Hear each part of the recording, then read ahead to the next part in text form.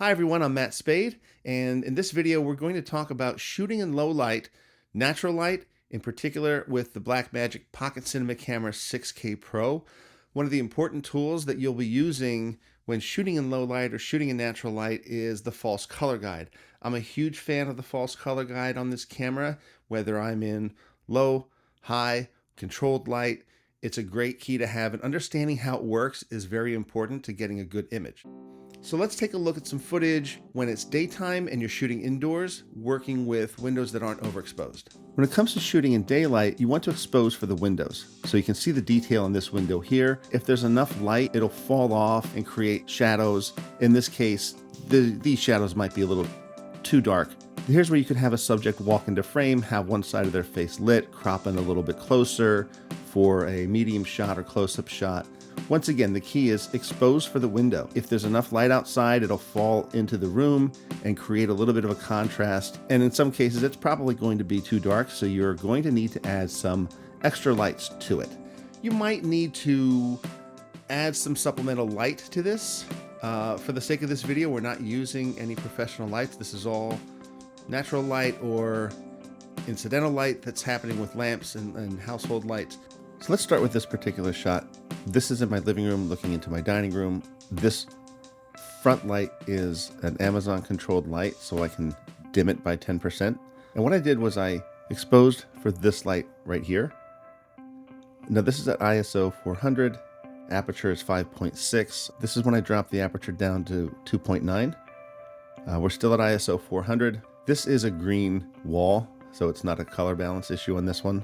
Notice what happens when I turn off the first light. This isn't really that interesting. I do like it with this light on. What I could do is dim that down to 10%. Adds a little bit more information there. So this middle light is off, and we have some fill coming in from two lights. And with some of these lights, you can get into color controls with them. We move on to the kitchen. Here's the phone image of the kitchen.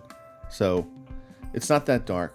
We only have the two lights on above the sink, and the aperture is set at 5.6.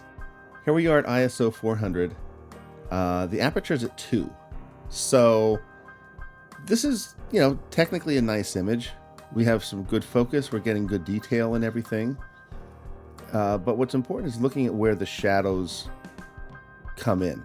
The shadows, cut across the center of the refrigerator, down along the floor here.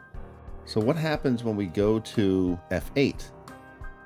So the only thing that's changed is the aperture. We went from a setting of f2 to f8.